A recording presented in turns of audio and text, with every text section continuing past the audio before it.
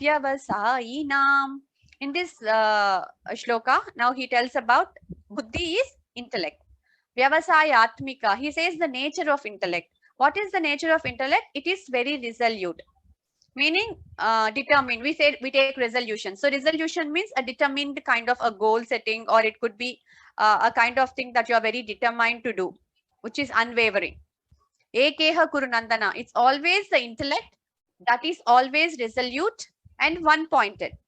So he's telling Kurunandana is he's talking to Arjuna now, and he addresses him here as Kuru's. Nandana is the person who brings joy. So he brings joy to the Kuru family. So he's addressing him as a Kurunandana here. Bahushaka Hyanantascha. Bahushaka is multi-branched. Shaka is generally branched. So what is that? That is multi-branched, or that has endless branches. That is the mind. When we take the actions that we do, we told that our actions are driven either by mind or by intellect. Here he is telling that your intellect is always one pointed, resolute, and your mind is always many branched, and it is endless. It has endless desires. It is not like focused on one thing. So buddhayo vyavasayinam, you have to always stick to the thoughts of the resolute and not fall into the prey of irresolute. If you fall into the prey of your mind, you will no more bring joy to Kurus. So the implication of using the word Kurunandana here is to warn Arjuna, you are the person who is going to bring joy, or who is person who is bringing joy to the whole of Kuru clan. And if you now fall to this prey of the multi-branched mind and stop fighting the war, you will no longer be a person to bring joy to the Kuru clan.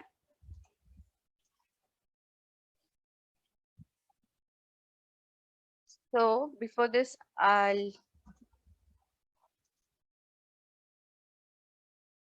share another PPT which I had prepared for my other presentation that actually gives you a good idea about what intellect is and what is that we are talking about. So we understand clearly the difference between the intelligence and the intellect in the previous videos that I played. So intelligence is the knowledge that we have, but intellect is the discriminative capability that we have. We might be very intelligent. It doesn't mean that we are intellectual, meaning that we give the capability. There the author gives, or the Parthasarathi videos which I played, he gives an example of a person who is a renowned scientist, but he is an alcoholist. He has liver problems. So his wife comes and says that my husband doesn't have any sense. So with that example, he makes us understand that intelligence doesn't mean intellect. A person with high intelligence can be a person with zero intellect, because he doesn't have the power to control the mind. Intellect is the one that has to control the mind. And if you see the example of a car, if you think intelligence is the horsepower of the engine, you could have a very good engine power like a sports car as well. But if your steering wheel doesn't function properly, will you be able to use the car in the way you want? Can you drive the car in the way you want? No. So that is the importance of intellect. Intellect is like the steering wheel. When you take the intelligence to the horsepower of the engine. And we also learned about Titiksha in the early verses, where Krishna instructs Arjuna, Matra sparshastu kaunteya shitoshna sukha dukkadaha agama payino nityaha tam titikshastva bharata. He tells all these things, the summers are hot, winters are cold, and all these things come and go. These are all temporary and not permanent. So you show or display the quality of titiksha. And we understood titiksha is the forbearance. It's just not like being patient, but with a positive emotion and patience. It's forbearance. So the it acts, when you take the example of a driving, where does titiksha fit in? It acts as the shock observing capability. So when you have a good shock observer, what will happen when you hit a sudden bump or anything? The impact that you have on you is lesser. If you don't have a proper shock absorbing capacity, you will immediately feel the pressure on you. Whenever you hit any kind of bumps or pits or anything it could be. So titiksha, the quality of titiksha that we develop will act as shock absorbers in our life. And he was telling about the action. So he says that Vyavasaya Atmika Buddhi, if the action, intellect is the one that is resolute. And when we take the chronology of actions, our body, this is just at the physical level of the scientific, this is nothing to do with vasanas and all again, this is just in a very normal level. When we take the action, our action is performed by our body. And body, does it think? No, it just listens and performs. It is just given instruction to perform. And who is the one that gives instruction? It could be the mind, it could be the intellect, and sometimes intellect and mind can come hand in hand, and both of them can agree to do the same action.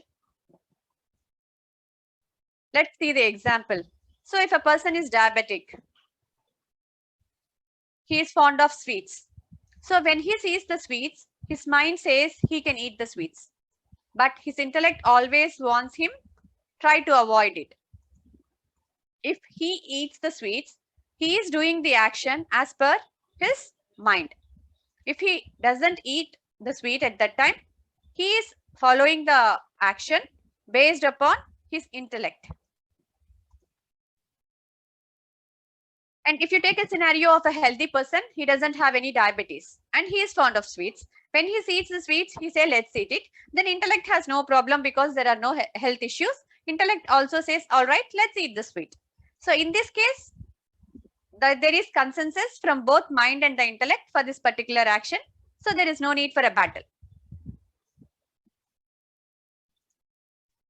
The hierarchy that we always say to maintain is that intellect has to control your mind and your mind has to control your body. It's always the mind that controls the action. The senses are directly related to our brain or the mind, and it is the one that controls. But what we need to always make sure is our mind, whatever thought we get in our mind is always scrutinized, examined, reviewed, and sanctioned and approved by the intellect. We should not entertain, because the thought becomes a desire, desire becomes an action.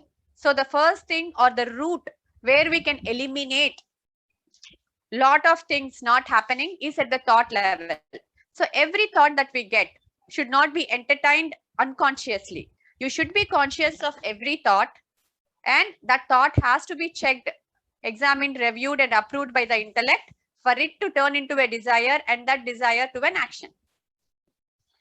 In one of the book where I studied the Parthasarathy's book, The Fall of Human Intellect, he gives an example of a village preacher. There, the village preacher is a very, very good person who is who gives justice and everything with a very good heart. And how will that person is, anyone comes and gives any kind of emotional problem, he is unaffected by all the emotions that happen.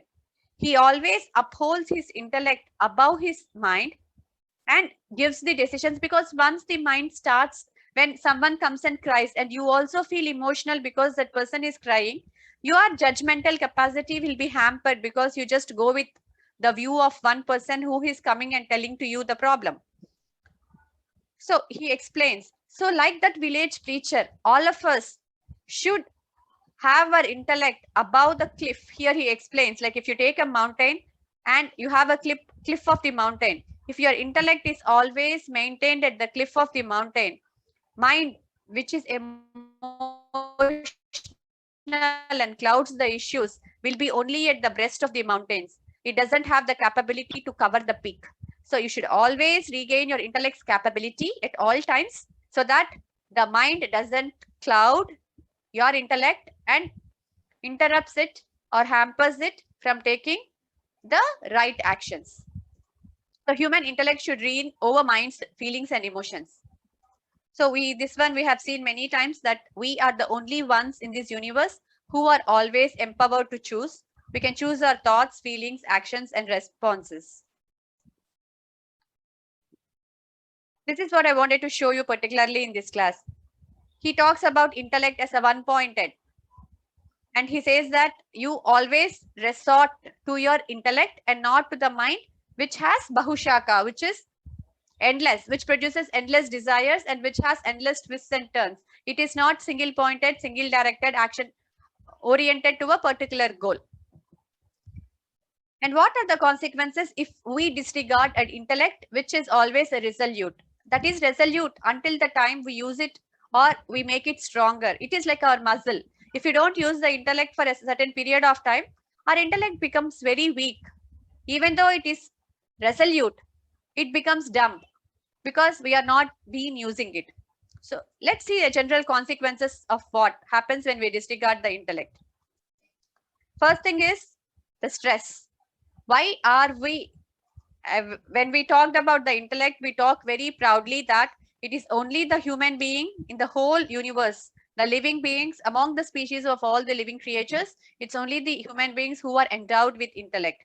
And why is that intellect endowed to us? To realize the truth. The ultimate aim or goal of every human being, as per the Vedas, is to realize the truth. And what is the truth? We are one with the universe. That self-expansiveness or that universal feeling of I and the universe is the same, that aham brahmasmi, is what is the purpose of human birth. Because animals doesn't have intellect. Even though they want to realize the truth, they cannot because they don't have the tool. We humans have two kinds of intellect. One is called the subtle intellect and one is the normal gross intellect. Gross intellect is the discriminative capability where we use to contact the external world, whereas subtle intellect is the one which can take you above the material world to realize or introspect in your spiritual way to and help you and guide you through the self-realization. This one we are talking here about the plain gross intellect which we use to interact with this material world. So what are the consequences? We are the only one who are endowed with the discriminative capability, yet we are the one in the current days who are subject to stress, and we are the ones who are needing seminars on stress management. And why is the intellect given? To enjoy or to lead a path which will ultimately lead to a blissful state or a true state, which is the Satchidananda Swarupa. But we end up not using the intellect properly and create stress and looking for classes or wellness seminars on stress management. The first thing that what happens when you disregard intellect is mind loses its sanity. Uncontrolled mind, and if you are not using intellect, meaning that when you get a thought, if you are not checking it with the intellect, if you don't ask questions, is this needed? Why am I doing this? Is this thought really needed? So how do you invoke your intellect? By questioning, reasoning. If you don't use that and just whatever comes to your mind, whatever thought you entertain it, your mind is like a butterfly. It will be in the state of a monkey, donkey or butterfly and goes at every place. It loses its sanity. It doesn't have any control. It's very distractive and also it's very dangerous. So such kind of mind, the way the range can move from sanity to insanity. So you could be sane when you are 100% discriminative and impulsive, which is a very ideal state. We will be normally in between emotional and eccentric, which is the current day's normal behavior of all of us. I can say most of us. We are like 75% discriminative, 25% impulsive, or 50% and 50%. And when you become hysterical and insane, it's when all your mental illness problems starts, where you use very less of your intellect and more of your emotions. And second thing is mind becomes destructive. And in the chapter 6 of Bhagavad Gita, we will clearly read. This is the verse from the meaning of the verse from the 6th chapter. He says that Atmanet Atmana, like we have to uplift the self only with the self. And if you don't, if it is not trained, it will be your worst enemy. So it is who has to train? Again, it's only us, meaning that the self or the intellect, we only have to train our mind. It's not an external person or a thing that can train our mind and control our mind. And choice of actions goes wrong because when we are doing the actions with our mind, it clouds the issues and you will not be able to always take the path of good. Mind always craves for instant gratification and we fall on the path of pleasure, and that doesn't give you a long lasting happiness because it's instant gratification. Like I feel like eating ice cream, I eat it. The enjoyment stays in the mouth until I finish the last drop of ice cream in my mouth. After that, nothing. But if I catch cold, I'll suffer for 3 more days. If I have stopped that instant temptation for a couple of minutes, I would not suffer for 3 or 4 days. If that is something that doesn't suit me. So when you follow the path of intellect, it will always take you to the path of good because it always goes for deferred gratification. It thinks and does what is good to you as per your intellectual capability. So we need a powerful intellect to control and direct our likes and dislikes, attractions and aversions properly. And another thing to understand when we talk about controlling our mind, control is not suppression. It is an intelligent regulation. So intellect has to only examine and regulate them to ensure smooth run, because whenever you suppress your emotions or suppress your thoughts, it will get bottled up and it will blast unknowingly. So when you get a thought, when we say that you have to check and approve, it doesn't mean that you reject everything. Or when you get an emotion, it is not like suppressing it, saying that just get away from it. But it is to give a meaning why we are not doing that. It is like a conversation to have. It is a self-talk that happens between the mind and the intellect. That is called in Sanskrit is Pratipaksha Bhavana. So you have to get the mind to a thinking state and then both of them accept. For example, like take the same example of ice cream. I like ice cream, but if I eat ice cream, I will catch cold. And there is a competition for me in 3 or 4 days. Then I see ice cream. My mind is very much craving to eat it. My intellect says, no, Abita, you have a competition in 3 days. If you eat it, you cannot perform well. So I have to now take an action whether to eat or whether not to eat the ice cream. If I just ignore my mind at the time and go away, it will still give me a lot of restlessness. I keep on feeling, oh, I should have ate that. I should have ate that. That was so good. It was my favorite flavor.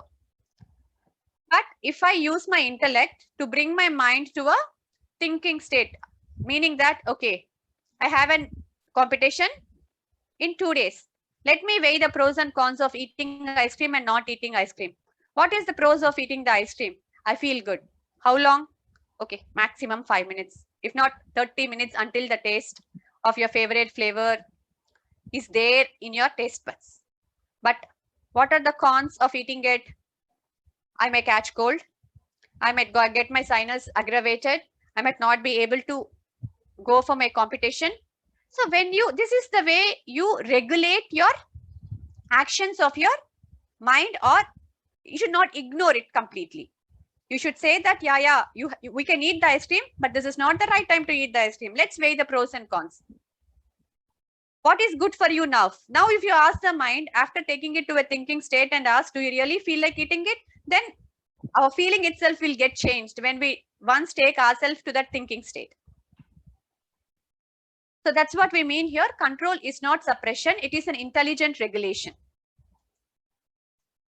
So it's not like one fighting and one winning over the other. It is like both going hand in hand.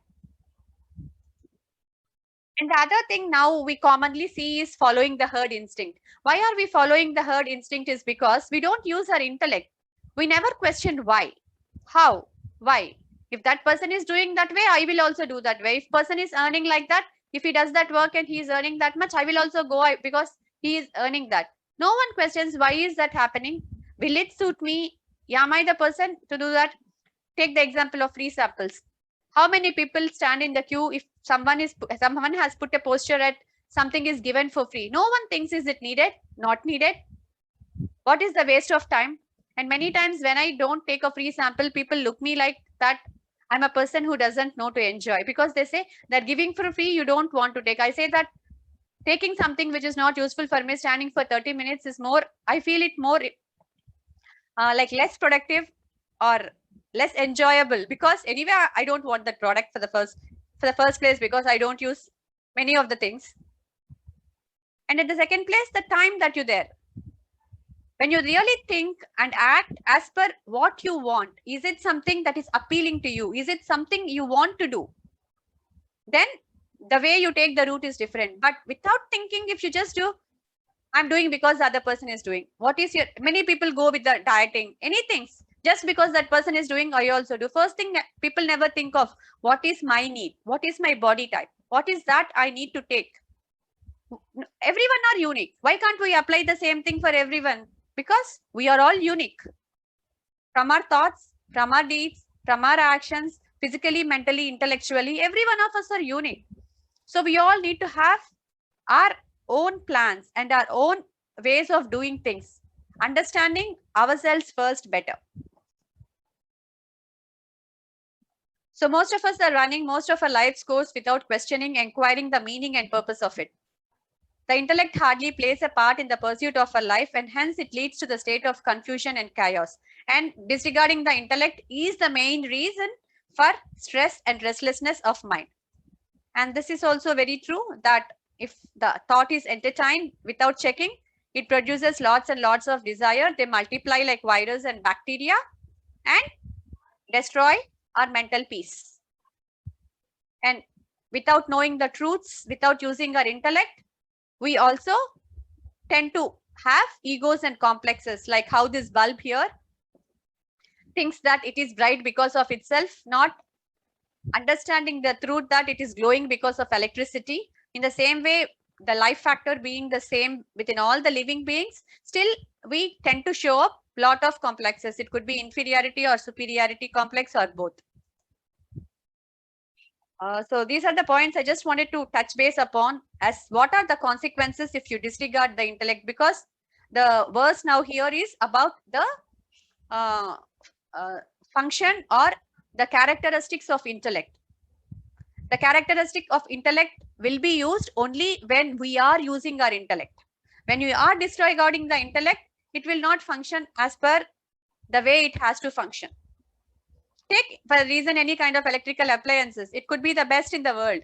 If you had not been using it for 5 years, kept it in your storeroom, and all of a day suddenly you want to use it, will you be able to use it?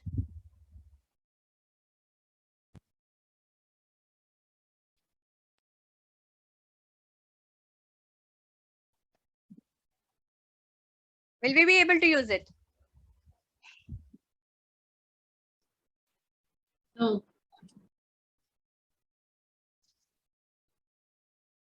So, any doubts in this points of it? I know that it's not from the Bhagavad Gita, but I wanted to touch base on this on the real basis of scenarios, as how our intellect forms an important part, not only in the spiritual journey, but also in our daily lives, to have a better way of doing things and having a better restful mind.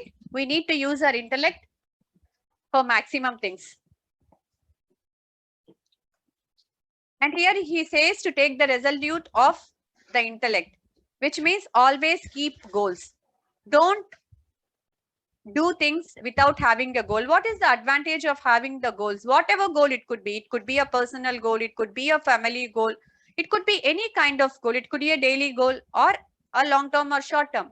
Whenever you have a goal, your intellect has something to work upon. When you say, I have a resolution, my new year resolution, or the resolution for this year, what are you trying to do by saying that this is my resolution? What are we trying to achieve when we say that I have taken up a resolution like this?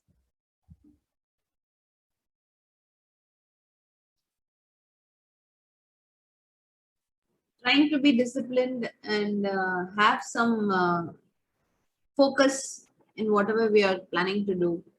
Gives us clarity, focus on what we can focus on for the coming year. Yes. So to have that discipline and focus, you need to have some kind of goal given to your intellect. Then only it will have something to watch upon. If you don't take any kind of goals, if you don't keep any kind of resolutions, your intellect will not function because it has nothing to watch upon. You never told to yourself that you need to have any kind of goal. It could be anything, very simple family goals as well. It could be your personal health. So after studying this, the final goal that here Lord Krishna is telling to Arjuna is about having a single pointed goal of self-realization. Not going to that level also, in the level of where we are, we can set we might have 10 things to do, but one thing should be the topmost priority, the thing that means a lot to us throughout our life.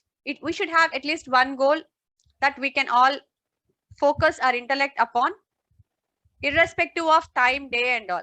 So for me, I always take my health as priority, and health is my ultimate. It's not because that we will anyway by keeping the health as priority and doing all these good things. Many people ask me, if you don't enjoy anyway, you enjoy or you don't enjoy, one day we are going to leave this world. But what is the thing that you find so much interesting that you restrain from lot of things and you lead such a disciplined life?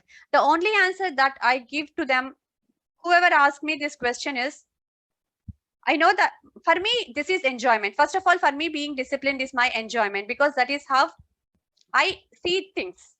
And second thing, what is the advantage of being like this is that I don't want, whatever time I am in this world, I want to not sabotage my body for any reason. And when I leave, whatever time it could be, I want a graceful exit from my body.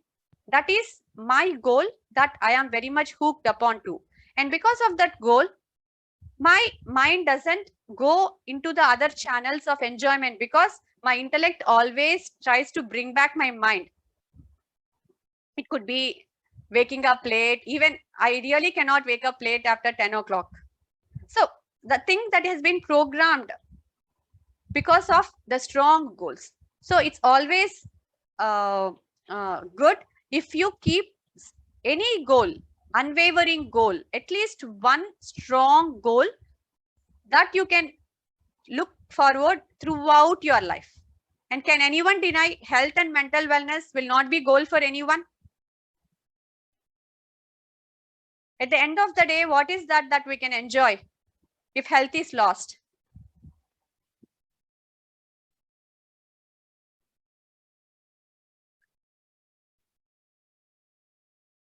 Is there anything that we can enjoy?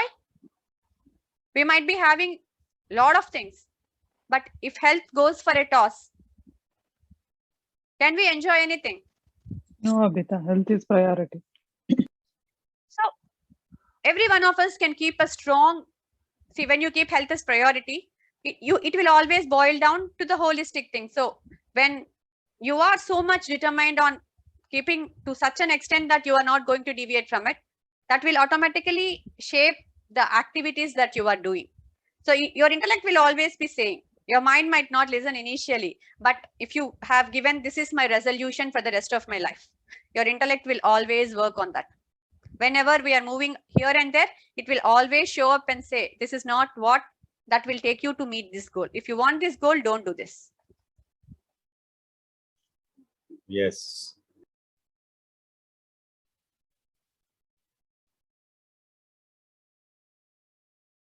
Okay, this is the first verse that he tells about the desire ridden actions. And we have 3 more verses which has to be explained in sequence, like together. So I will just read out the 3 verses and explain them. Yami mam pushpitam vacham pravadantya vipakshitah vedavadaratav partha nanyadastiti vadinah कामात्मानस्वर्गपरा जन्म कर्म फलप्रदां क्रिया विशेष बहुलां भोगैश्वर्यगतिं प्रति भोगैश्वर्य प्रसक्तानां तया प्रहृतचेतसां व्यवसायात्मिका बुद्धिः समाधौ न विधीयते. So he is saying these 3 verses to Arjuna now after explaining the characteristics of intellect, which is Vyavasayatmika Buddhi.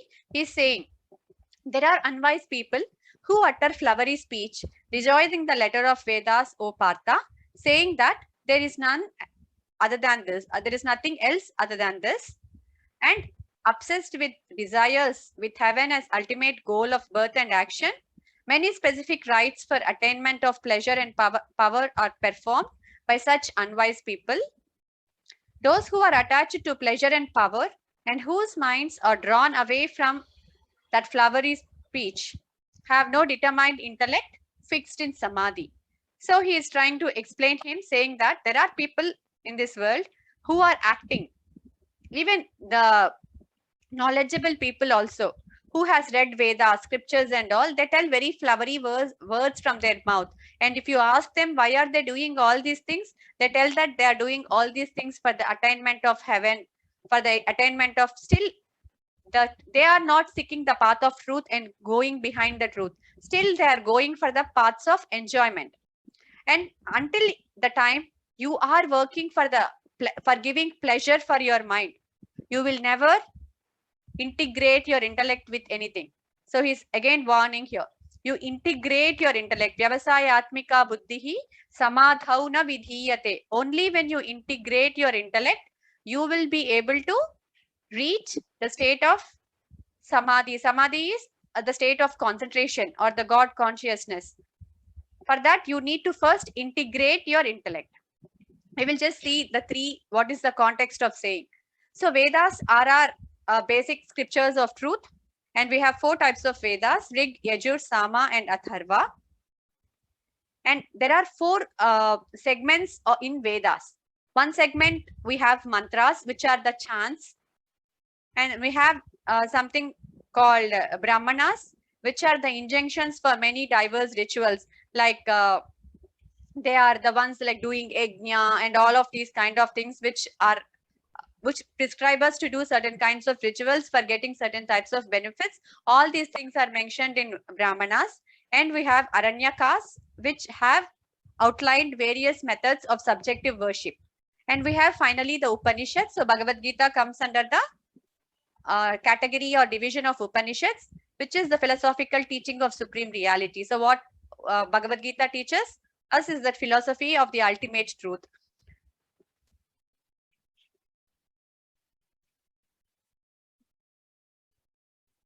And in the times when we take the Mahabharata period, we have 2 types of kandhas which we say in the Vedas. One is Karma Kanda and one is Jnana Kanda. Karma Kanda is the one that we use to do or perform the actions and rituals and all.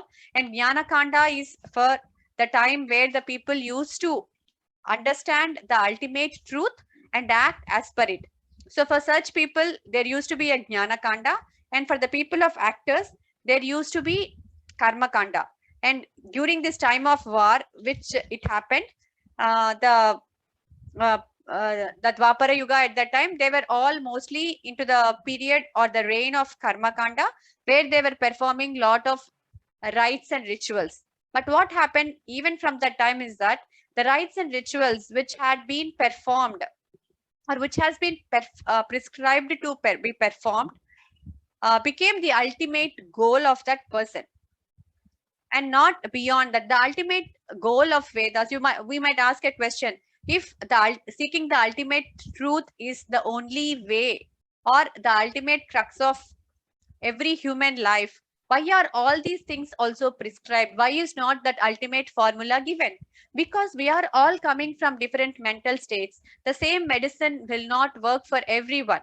If one person is having a certain kind of problem, first we should address his problem to focus on something higher than that problem. That's why Karma Kanda is prescribed. And the why is Karma Kanda prescribed is to do the rites and rituals ethically, morally, so that first you will get the mental clarity or purity of mind. And once you get the purity of mind, to progress towards Jnana Kanda, the ultimate truth or the ultimate reason of human birth still remains the same as per the Vedas, which is to get the self-realization. You take Karma Kanda, you take things act again, that is again to merge you with the ultimate truth only. But that the meaning of that had been lost. And even from that time, what happened? People started doing rituals and rites and believing that this is the end. Doing this ritual, getting the heaven or getting a place where I can enjoy is the ultimate aim of human life. That is the end of my life, and I am doing all these tapas or this to get a higher source of enjoyment or a higher source of pleasure. It was never inclined to realize the truth. That's why the problem came. And that's why he is saying all the unwise people who had been thinking that we are working as per the Vedas. Why? Not to realize the truth, but to enjoy more pleasures. So mechanical rites and ritual, we have now become doing mechanical rites and rituals, blind superstitious and beliefs, and fanatic attachments to religious concepts, because we didn't understand the reason as why these has been introduced. That's why he says that in the 2 shlokas, the unwise recite beautiful hymns of Vedas. Why? They utter flowery speeches. They are struck only with the exact words and phrases, and they fail to see the reality beyond this material world. And their ultimate goal is to reach heaven. And again, heaven, as we said, they understand it in terms of a geographical vicinity where they can go and enjoy. But they don't realize that even staying in hell, heaven, or staying in hell as per them is not the ultimate truth, because unless the time you have good credits, you can enjoy in heaven. If not, you will be sent out. It's the same way that you board airlines where you get a 5-star kind of treatment. But once you land your destination, you have to get out of the flight, because there had been a 5-star treatment. You cannot just stay inside the flight throughout your life. In the same way, just taking that analogy, if you apply, even you look for any kind of pleasure, enjoyment outside, that is not the ultimate truth. The ultimate truth is to realize the unending bliss within us. So when we act in the terms of Karma Yoga, what will happen is we will dedicate our actions to higher ideal. We work without ego, and mind is not preoccupied with external world. And when the mind is not preoccupied, the person will be available for concentration and meditation. Then when the person is available for concentration and meditation, the intellect becomes integrated and guides the mind through a single pointed meditation. So this is the one that we take through the path of the will or Raja Yoga, where we have the path of the physical, the 8 Ashtanga Yoga, which we studied, where the last 3 phases are Dharana, Dhyana, and Samadhi. This is possible only when we first attain the purity of mind by performing all our actions in the spirit of Karma Yoga. So any questions till here? This segment, I will cover it in the next class, in line to why we have different streams of yoga when the reality is the same. So the basic takeaway from these 3 verses that Lord Krishna is trying to give Arjuna is that don't go with the materialistic pleasures, or don't get driven by your mind. Integrate your intellect to the fixed goal, which is the ultimate truth or reality, and work towards that particular goal. All these are temporary, and these pleasures, if you run after these pleasures or pains, you will never be able to reach your self-realization.